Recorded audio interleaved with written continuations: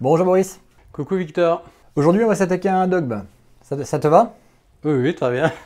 Tu dirais quel pourcentage de tes patients regardent et s'inquiètent de leur cholestérol sur leur bilan sanguin à la prise de sang? Ah oui, alors là c'est quasiment 100%. Puisque de ceux qui ont eu un bilan, on est d'accord. C'est quasiment 100%, c'est peut-être la seule chose qu'ils vont regarder, et d'ailleurs parfois c'est une des seules choses qui sont prescrites également. Et est-ce qu'ils sont à la recherche du bon et du mauvais cholestérol? Ah oui, systématiquement. Alors du bon, non. Parce que le bon, il est bonus. Et le mauvais, alors là il est mauvais, hein. Donc, non, c'est vraiment le mauvais, entre guillemets, le LDL. Le HDL, je dirais presque que ce soit le prescripteur ou le patient, tout le monde s'en fout. Bon, bah, c'est pareil de mon côté. Et cette théorie de bien et de mal chez le cholestérol, elle est héritée de l'ancienne théorie lipidique. Et ce qui est plus étonnant, c'est que cette théorie, elle a toujours reposé sur des bases hyper faibles. Et qu'elle perdure encore aujourd'hui chez une majorité de la population et des soignants, alors qu'elle a été réfutée depuis longtemps. Et donc aujourd'hui, on va parler du LDL, ex-méchant, redevenu gentil. Et on va aussi parler de l'HDL, ex-gentil, qui lui n'est pas devenu méchant. Alors c'était très pratique avec l'ancienne théorie d'avoir un gentil et un méchant. Et surtout aussi facilement mesurable à la prise de sang. Car pour les médecins, ça permettait facilement de prendre des décisions thérapeutiques et de prescrire des médicaments. Bon, et aujourd'hui, tu vas nous expliquer pourquoi les anomalies que l'on trouve lors du bilan lipidique réalisé à la prise de sang ne se règlent pas par les médicaments, mais par l'hygiène de vie. Donc le bilan lipidique, je le rappelle, c'est ce qui mesure les HDL, LDL et les triglycérides. D'ailleurs, si ces sujets vous intéressent, n'oubliez pas de vous abonner à la chaîne et vous pouvez également vous inscrire à notre newsletter Les Secrets de Sequoia Santé. C'est gratuit et on vous envoie des informations sur la santé, la longévité et le style de vie. Alors Boris, dans le bilan lipidique, que mesure-t-on? Alors, il faut différencier le bilan standard et standardisé qu'on appelle EAL aussi pour exploration d'une anomalie lipidique, qui comprend le cholestérol total, ses fractions HDL et LDL, le LDL est généralement calculé. Parfois, on peut le mesurer par des méthodes plus complexes. Et puis, les triglycérides. Alors après, on peut rajouter des choses à la mode, LPA, etc. Bon, ça, c'est autre chose. Mais le bilan standard, on va dire, c'est ces paramètres cholestérol d'un côté, total HDL, LDL et triglycérides de l'autre. Donc on ne mesure pas vraiment le taux de cholestérol en fait? On va le mesurer sous forme de cholestérol total, parce que le cholestérol, du moins pour le cholestérol sanguin, parce que le cholestérol est surtout contenu dans les cellules de l'organisme, où il constitue plus d'un tiers de nos membranes cellulaires, il représente jusqu'à 25% de la partie grasse du cerveau, etc., etc. Mais il y en a une petite partie dans le sang, et qui est acheminée, enfin il y a des échanges, et dans ce cholestérol, ce cholestérol est transporté parce qu'en lui-même, il est gras, il ne se mélange pas à l'eau, et le mélange huile dans l'eau, ce n'est pas très bon dans le sang. Donc du coup, pour éviter ces gouttelettes, eh bien, il y a des transporteurs. C'est comme des navettes, hein, voilà. Donc j'avais fait d'ailleurs une vidéo sur Tableau à ce sujet, et vous pouvez la voir si ce n'est pas déjà fait. Et donc ces transporteurs, c'est une espèce de taxi en fait, hein. Et il y a des taxis qui portent une plaque d'immatriculation LDL, d'autres HDL, etc. Ils vont transporter du cholestérol, mais aussi des triglycérides, de la vitamine E et probablement des choses qu'on ne connaît pas encore. Voilà. Et donc ces taxis, c'est ce qu'on appelle des lipoprotéines. En gros, c'est un mélange de protéines avec une membrane autour, et un peu comme une cellule, mais en tout simplifié en quelque sorte.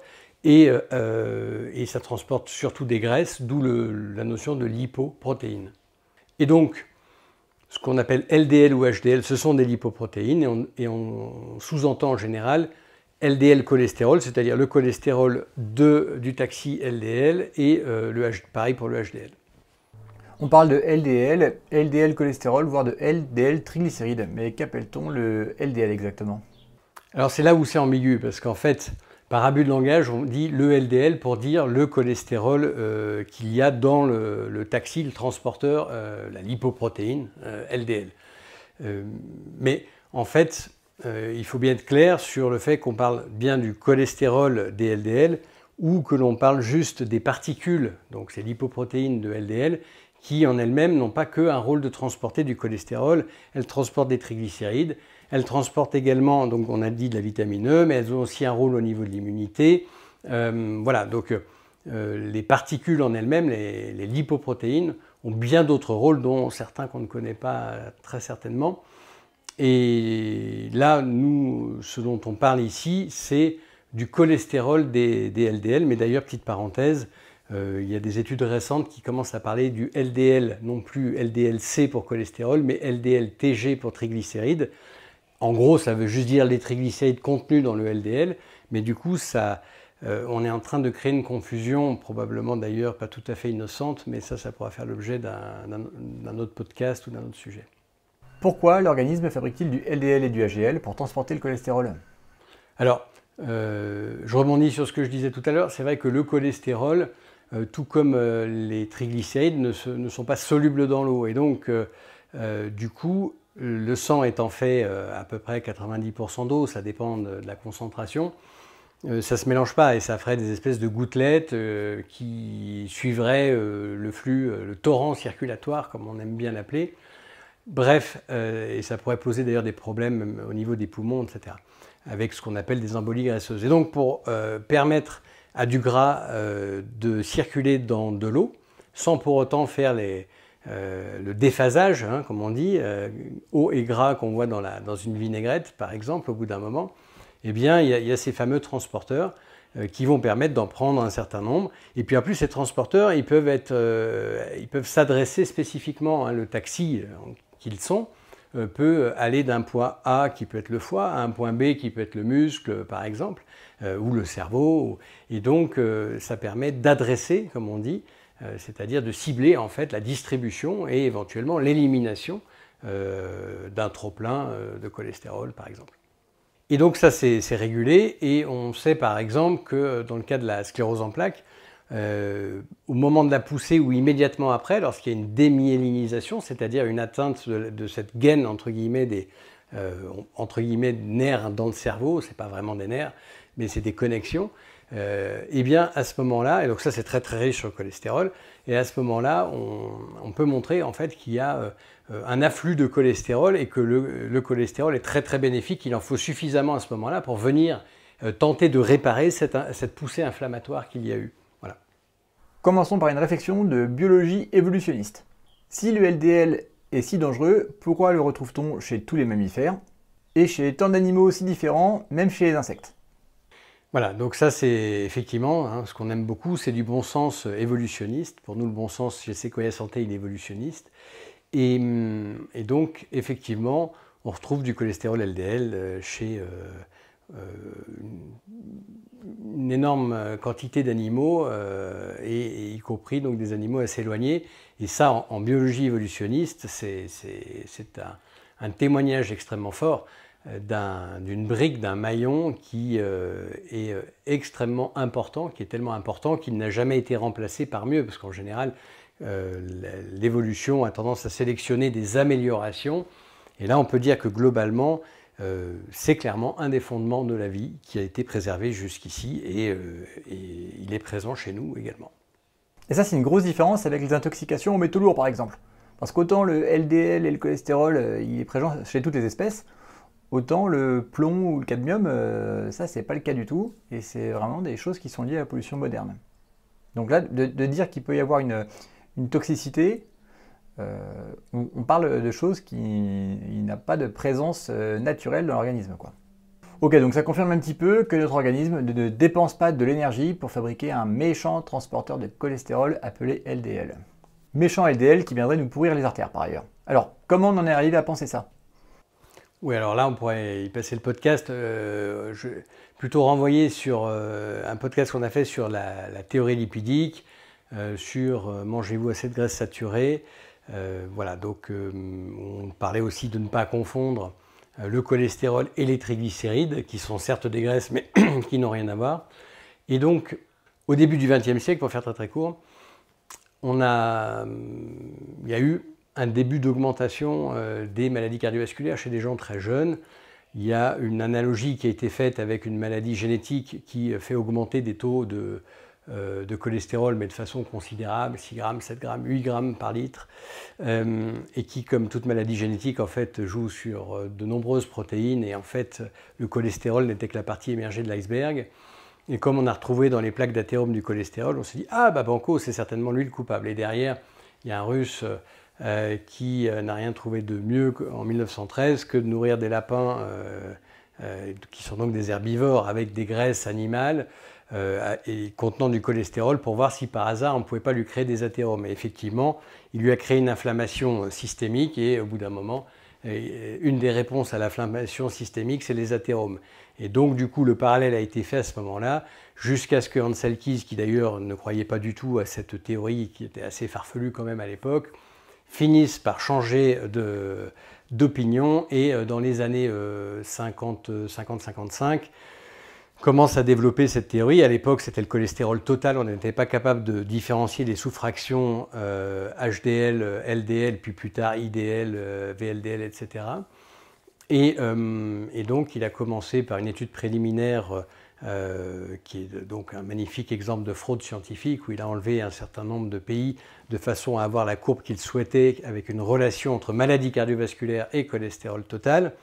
Ce qui lui a permis à Genève, en infiltrant, parce que c'était un universitaire très puissant, très politique, il n'était pas seul d'ailleurs, d'obtenir un crédit pour sa fameuse Seven Country Study, etc. Et jusqu'à arriver à essayer de montrer une vague relation entre, trafiqué complètement. En plus, c'était de l'observation, c'était de l'épidémiologie, donc il n'y a aucune causalité possible. Ça peut être qu'une hypothèse, vous le savez. Je vous renvoie sur le podcast qu'on a fait sur notre méthode scientifique chez Sequoia Santé. Et donc, des recommandations ont été prises, alors même qu'à l'époque déjà, l'association était bien plus forte entre consommation de glucides et maladies cardiovasculaires. Mais ces scientifiques minoritaires ont été réduits au silence, ou presque, et des mesures ont été prises derrière, qui pour une fois ne venaient pas forcément de l'industrie, mais qui, bon, maintenant évidemment, l'industrie cherche à maintenir le statu quo après avoir dû faire tout un tas de changements, et tant et si bien que dans les années 60 puis 70, il y a eu différentes recommandations, notamment par l'American Heart Association, elle-même largement financée par l'industrie du sucre, voilà, pour aboutir à un régime très très pauvre en graisse, très riche en hydrates de carbone, low fat, very low fat et high carb, et avec ce qu'on a connu derrière, c'est-à-dire une explosion d'abord d'obésité, puis à peu près 10 ans après, explosion de diabète, et puis à peu près 10 ans après environ, explosion de démence. Je vous rappelle que l'Alzheimer est la 3e cause de mortalité aux États-Unis, et que la plupart des cancers aujourd'hui sont des cancers hormonodépendants, et donc avec un gros lien avec les excès d'insuline liés à ça. Bon, l'insuline, on en parle suffisamment dans nos autres podcasts, on ne va pas détailler ici. Et l'idée était de dire, oui, mais il y a une urgence, il y a tellement de maladies cardiovasculaires qui en fait à la base étaient liées à une explosion du tabagisme, puis entretenue par cet excès d'insuline lié à cette solution qui a été trouvée d'inverser la pyramide alimentaire et de se mettre sur une base végétale et bourrée d'hydrates de carbone, de glucides. Et au final, l'idée était de dire, oui, mais on va faire une vraie expérience, donc un essai contrôlé, randomisé, une vraie expérience, et on prouvera que cette théorie lipidique est vraiment exacte. Et que même si nos ancêtres ont toujours mangé beaucoup de choses grasses et animales, eh bien, ils avaient tort, et on est arrivé là, on ne sait pas comment, l'évolution était l'évolution était stupide et on a réussi par chance à venir jusqu'ici. Bon, tous ces raisonnements qui remettent complètement en cause les bases évolutionnistes étaient sous-tendus par cette théorie lipidique qui, lors d'un grand essai clinique contrôlé randomisé, s'est retrouvée évidemment complètement démontée. Et quand on voit la comparaison régime riche en graisse et en produits animaux versus régime méditerranéen qui est à la fois riche en glucides mais aussi en graisse, et les glucides sont surtout des glucides, enfin les aliments sont peu transformés, et enfin un régime avec des aliments très transformés, très très pauvres en graisse et plus riches en glucides, et bien en fait il y a une relation dose dépendante mais qui est exactement le contraire de ce qu'on peut imaginer dans la théorie lipidique. Et évidemment plus on mange gras animale, c'est-à-dire de façon traditionnelle pour notre patrimoine génétique, et moins on a de maladies cardiovasculaires. Donc ça vient de là, ça vient d'une lutte de pouvoir. Hans Selkis, premier grand fraudeur universitaire. Et là, ce qui est intéressant, c'est que les intérêts financiers ont suivi et n'ont pas précédé, pour une fois, cette théorie fallacieuse. Cette théorie avait des gros avantages d'un point de vue psychologique et marketing, c'est que il y a du cholestérol dans les artères, il y en a dans du sang. En plus, à l'époque, dans les années 50, on ne savait pas trop à quoi il servait. Et donc, ça permettait d'avoir un coupable tout désigné. Alors qu'en fait, le cholestérol pouvait être la conséquence de l'athérome en réalité. Et donc, être capté comme le reste, parce qu'il faut savoir qu'il y a des globules blancs, des globules rouges, des plaquettes, la vitamine E et du cholestérol et tout ça dans l'athérome, et qu'il y a une prolifération des cellules musculaires de l'artère.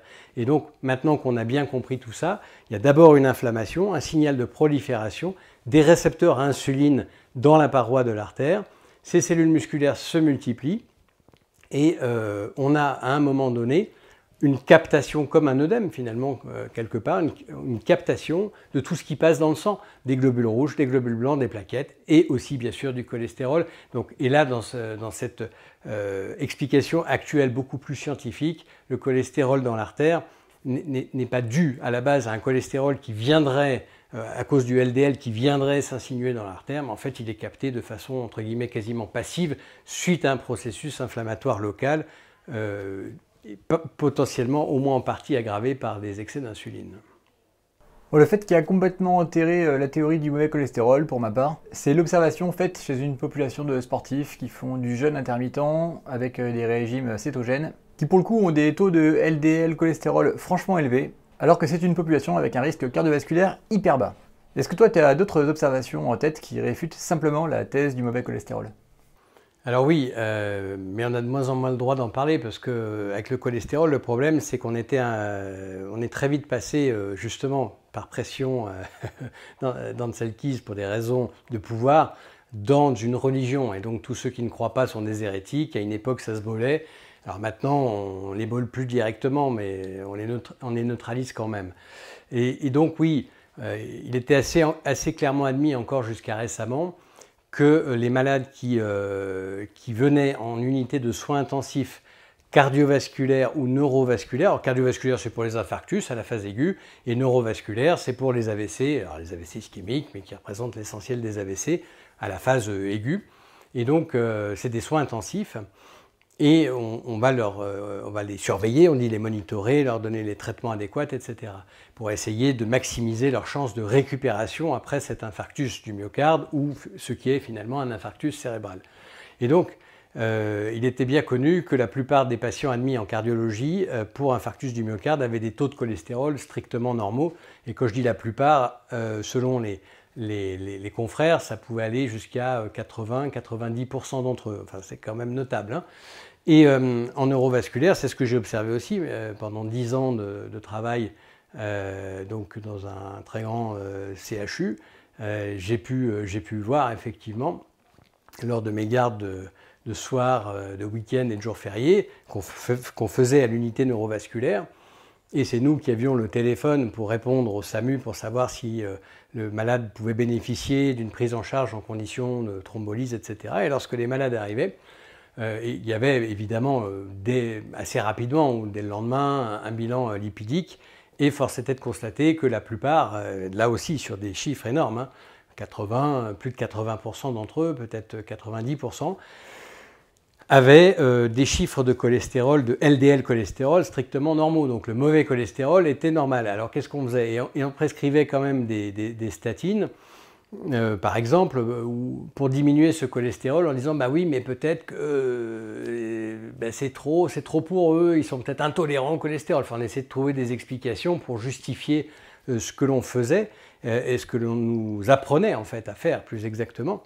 Et dans la pratique, c'était cette situation. Donc, si la plupart des gens qui arrivent en soins intensifs, c'est-à-dire à la phase aiguë, et là, il n'y a pas de biais de sélection à proprement parler, donc c'est représentatif de tous les infarctus du myocarde et de tous les AVC, si ces échantillons-là montrent que le cholestérol est normal alors que ces gens ont fait ces problèmes cardiovasculaires, c'est effectivement un très beau contre-exemple de cette théorie lipidique, évidemment. Il y a certaines études aussi qui montrent qu'on retrouve des taux de LDL très élevés parmi les personnes qui vieillissent le plus longtemps en bonne santé. En gros, dans ces études, plus les gens sont vieux et en bonne santé, plus ils ont des taux de LDL élevés. T'en penses quoi, toi? Bah, effectivement, on a vu passer ces études. Alors, c'est de l'épidémiologie, donc attention, hein, on décrit, on observe. Donc, effectivement, si on est chercheur mais mauvais scientifique, on va dire, chercheur ou pas, hein, mais si on est mauvais scientifique, on va dire, ah bah donc c'est la preuve que des taux de LDL élevés permettent une bonne longévité. Et c'est pas du tout ce qu'on peut dire là. Hein. Et d'ailleurs, même s'il y a d'autres arguments qui peuvent permettre peut-être d'étayer ce raisonnement, là, ce type d'étude ne permet absolument pas de conclure cela. Par contre, ce qui est intéressant sur ce type d'étude, c'est que ce fait, exactement comme ce dont on vient de parler, les sportifs, avec des taux de LDL très élevés, les unités de soins intensifs, et bien là aussi, troisième contre-exemple en réalité, si on voit que la majorité des gens qui ont le vieillissement que l'on souhaite, c'est-à-dire qui vivent le plus longtemps possible en bonne santé, ont des taux de LDL élevés pour une grosse partie d'entre eux, et en tout cas bien plus qu'en population générale, c'est clair que si ce LDL, ce cholestérol LDL était vraiment toxique comme on nous le dit, alors comment se fait-il que ceux qui vivent le mieux, pour Séquoia Santé on va dire le mieux, ont les taux les plus élevés? Donc c'est un contre-exemple et il faudrait trouver du coup une raison qui prouverait qu'il y a un artefact parce qu'en fait ce LDL se serait neutralisé par autre chose qui viendrait d'un autre programme G. Bon bref, on peut inventer tout ce qu'on veut, mais le fait est quand même que jusqu'à preuve du contraire, c'est un magnifique contre-exemple.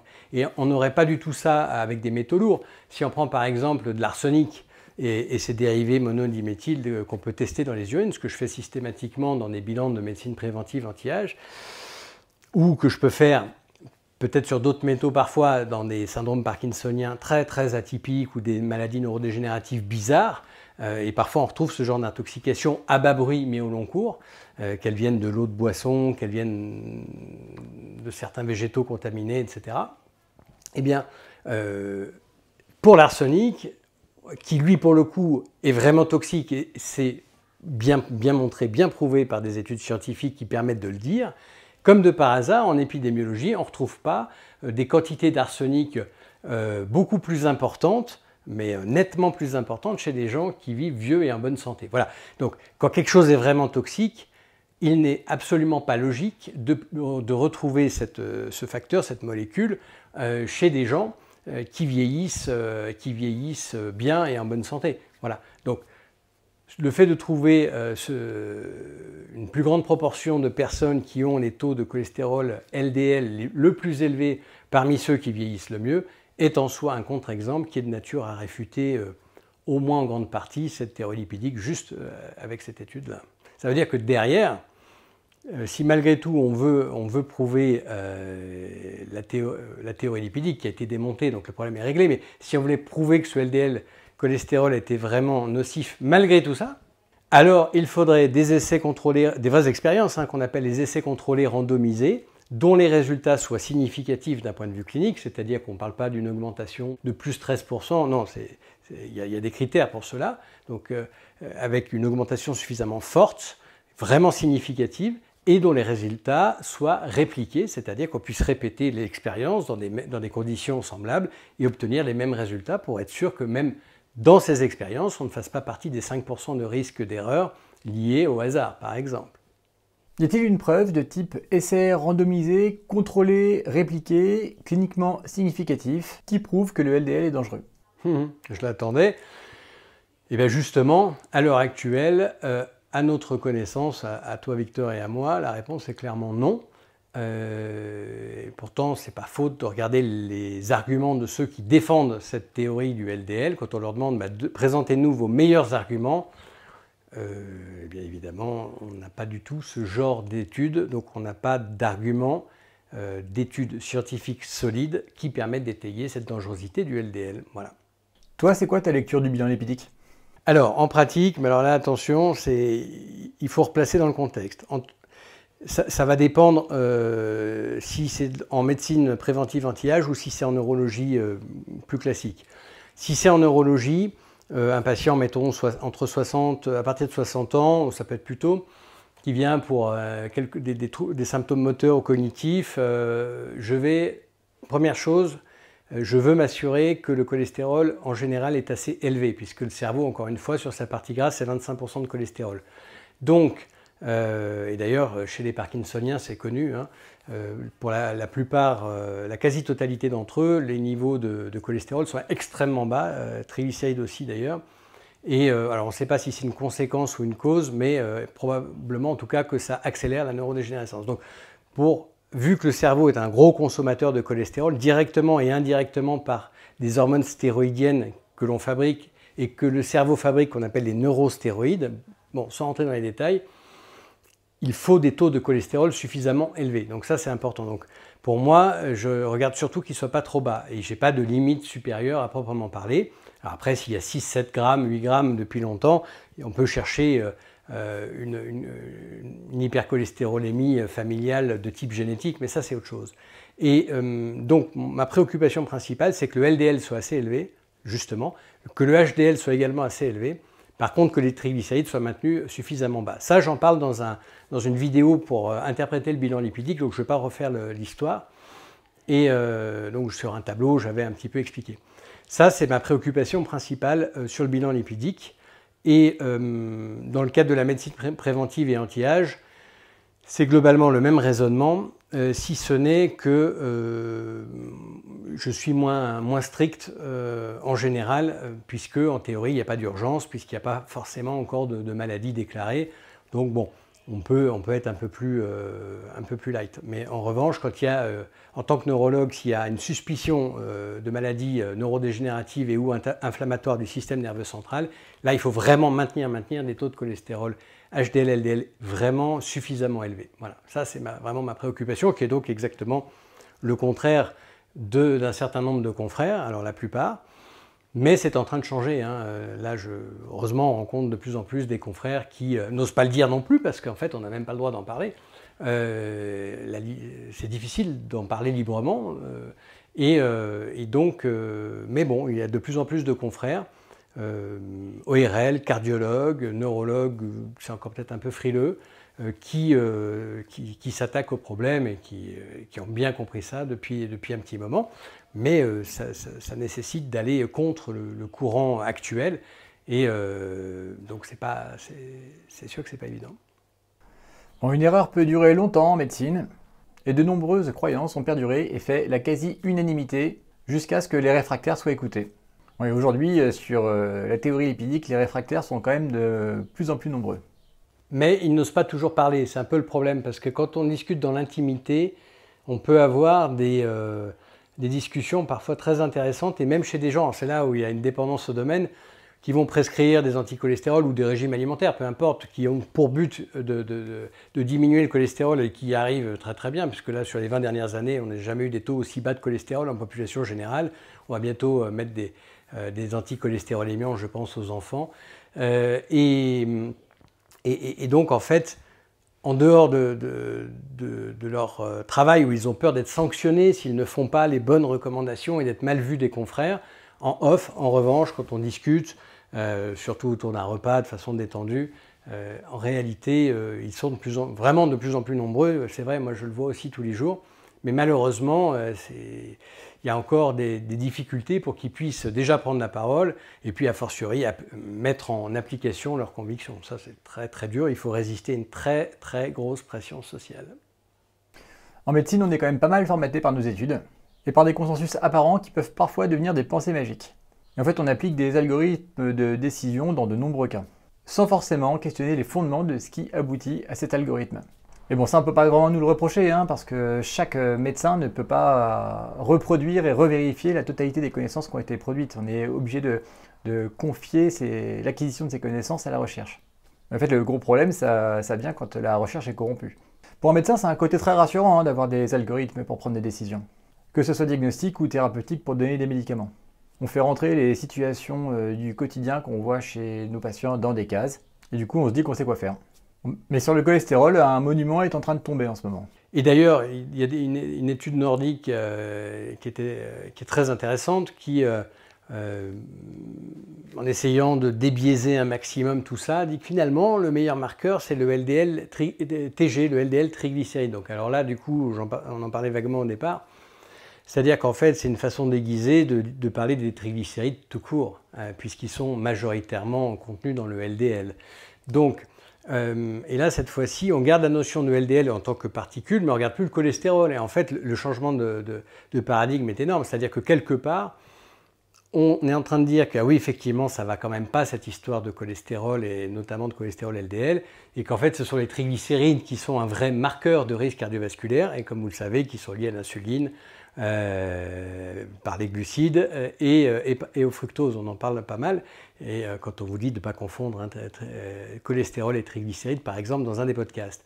Voilà. Sauf qu'il garde l'appellation LDL, ça permet probablement de garder la face, d'avoir l'air peut-être aussi un peu plus savant, mais le changement de paradigme est déjà en cours. Alors, ça va prendre encore quelques années, mais le LDL-C se transforme maintenant en LDL-TG, ce qui en fait, alors qu'en apparence c'est semblable, traduit l'effondrement dont Victor vient de parler, littéralement du dogme du LDL cholestérol, donc de ce qu'on appelle vulgairement le LDL, et réinsiste sur les triglycérides, dont on sait que c'est un bien meilleur marqueur de risque cardiovasculaire, puisque c'est un des éléments principaux du syndrome métabolique dont on parle, et dont je parle d'ailleurs sur une vidéo sur Tableau, et dont on sait que pour le coup, il est très bien corrélé avec la mortalité et les maladies cardiovasculaires au sens large, mais aussi certains cancers, mais aussi tout un tas d'autres maladies. Voilà, donc ça c'est effectivement, là on peut dire que le monument est en train de tomber. Et ça aboutira probablement à un gros changement de stratégie thérapeutique relative à ce fameux cholestérol. Car donner des médicaments au quotidien, ça n'a rien d'anodin et il vaut mieux être sûr de ce que l'on fait. Donc le message du jour, pour l'instant, tout converge pour dire que le LDL est indispensable et que de tenter de le baisser par l'alimentation ou par des médicaments n'est pas bénéfique. Ok, merci beaucoup Boris pour cette interview. Oui, ça risque de réagir un peu, mais je pense que c'est une mise au point qui est essentielle. Les gens sont trop perdus là, et il faut clarifier ces situations. N'oubliez pas de nous mettre un j'aime sur la vidéo si ça vous a plu, et puis on essaie de vous retrouver rapidement. On a été un peu occupé ces derniers temps, donc on n'a pas trop eu le temps de faire de nouvelles vidéos, mais on va essayer de reprendre ça. A bientôt et prenez soin de vous. A bientôt, salut Victor, prenez soin de vous. Salut Boris.